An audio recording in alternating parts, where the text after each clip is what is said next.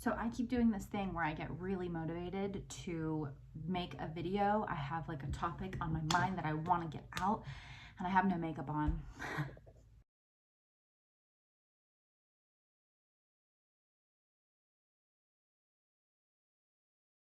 For this reason, I think I will absolutely never be the most glamorous YouTuber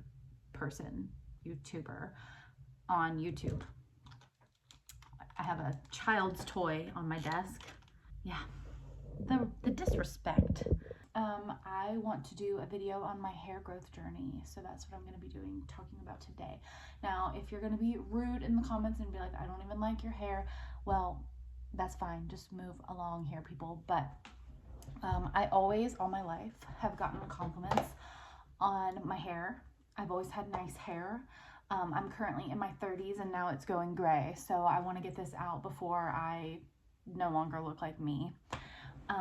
If you have known me for a while, if you've known me at least since I became a mother in 2019, then you will know that I have cut my hair off a couple times and absolutely been devastated by it. My son Atlas, he was born in June of 2019. Now, prior to 2019, I had beautiful, wonderful luck with my hair. I was someone who didn't really put a lot of effort into it, and I didn't really take it all that seriously, and I still had pretty nice hair. And on top of that, I know a lot of people spend a lot of time styling their hair every day, and I didn't do that. I just didn't do that. In 2019, I gave birth to my first little baby, and it was the dead middle of summer. And if you know, you've been a mother, you know that after you give birth, you're a hormonal mess. And I am no exception. I was crazy, and also I was hot, and I was breastfeeding, and I was just sweating. And I lived in my mom's house at the time, which has no air conditioning and no heat. And I just had the urge to cut my hair off. I did. I had the urge to cut my hair off. And when I tell you that I cut it, I mean, it was like waist length. It was probably like down to here, and then I cut it off. If I can even find a photo, I will show you, but in actuality, I probably have deleted all evidence of my hair being that short. And I went in thinking that I was gonna walk out with like a long bob, and I wanted to get my hair off of my neck so that I no longer had to like be sweating all the time in my house. And I think there was a little bit of a miscommunication between what I really wanted with the girl who cut my hair, and she probably really does know what she's doing. However, I was in such a state of like looking so different than what I was used to. I had put on a lot of weight in my first pregnancy, and my face was like really round and puffy. I had like, this was weeks after I gave birth, and I was still really swollen from having a C-section. And when I left, my hair was like to my chin. Okay, I'm not joking, to my chin. There is no hate or shame in what the girl did. I think I started to see my hair get shorter and shorter and shorter, and I looked a little bit like Dora the Explorer, and I was like, hey, I think something is going wrong here. We should probably add some layers. And she was like, no problem, girl, I got you. And then the next thing I know, I look like Kate from John and Kate Plus 8. This is the typical may I speak to your manager haircut, and I was devastated. When my hair looked like this, I got this like little local job. I was on a leave from flight attending. They call it your bonding leave. You get like a year off to be with your baby. And so I found myself like a little local job around here. I only worked there for like 2 months, and my hair was like this really awful haircut that I just hated. And I put my hair, like the top was still kind of long, and I put my hair up in this like bun, like this on the top of my head every day. And eventually the people that I worked with started saying that I looked like a sumo wrestler, and wow, what a great confidence boost that was.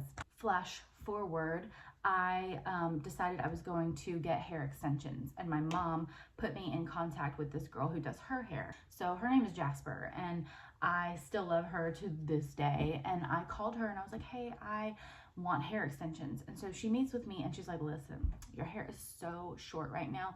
I just don't think that hair extensions are gonna work for you. She starts doing this like keratin treatment on my hair to help prevent, I think, my hair from breaking, so that it will grow not faster. It doesn't really make your hair grow faster, but it just protects the hair as it grows. And I did see a lot of improvement from that. So over the years, I had some really great haircuts like this, and I really loved the way that my hair looked during these times. Then I got pregnant again, and my hair grew and grew and grew and grew. And had my second baby in November of 2022, and I had the same urge to cut my hair off after I had him too. And I really don't think I had realized how thin my hair had gotten. I don't think I realized that I was having postpartum hair loss. I think I was maybe in denial about it. You know, normally when you cut your hair off, it all of a sudden looks a lot thicker than it did when your hair was long.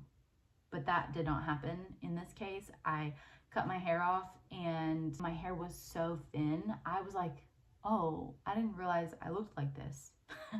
So interesting. And so I once again had a haircut that I hated. I think I got that haircut in May of 2023.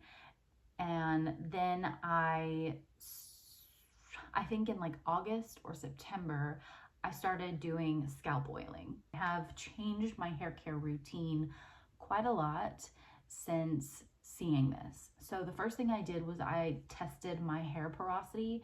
I have low hair porosity, and what that means is that like the pores in my hair are like very, very small. So that means that things that you might want to put on your hair don't absorb very easily. So the first thing I did was I started using jojoba oil on my scalp and then massaging it into my scalp. I didn't buy a fancy scalp massager. I just use my fingers and I do it for like 10 minutes. And then I just kind of let the oil sit on my scalp for a while.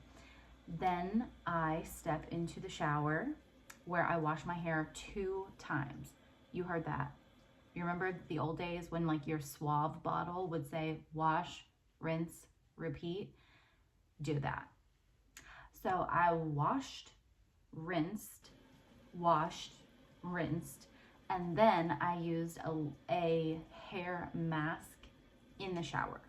And I would put it up on top of my head in a hair clip, and then I would let it sit for about 10 minutes, and then I would rinse it out in cool water, not hot.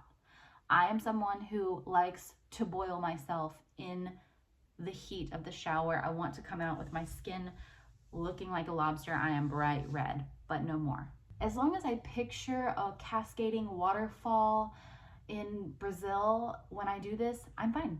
So then when I get out of the shower, I wrap my hair in a microfiber towel. And then when it is not sopping wet anymore, but just a little damp, I'll take it down and spray in my leave-in conditioner and a keratin spray.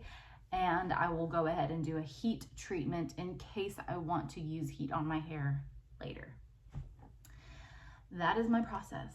That is the whole thing. Everybody always comments on how quickly my hair grows.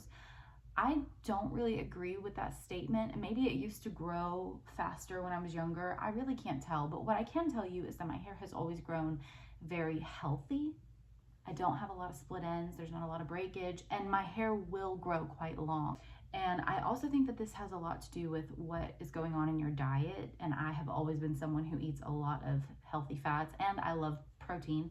So obviously, like when people tell you that you need collagen for your hair and your skin and your nails, well, guess where collagen comes from? Bones. These are the kind of before and afters. I'll show you pictures of what my hair is looking like right now versus the last time that I got it cut. You can see that my hair looked quite thin, and it's not. I haven't actually washed. This was actually such a bad day for me to film this video, as if you should want hair like mine. I haven't washed mine in a couple days, and you can like quite easily see the grays in this light, but my hair is really, really healthy, and I'll show you how I know.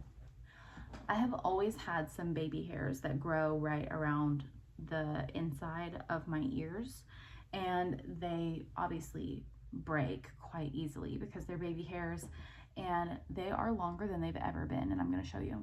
Okay, this is my hair right now in like the most imperfect bun, but I'm not going to leave it like this. I'm just doing this to show you.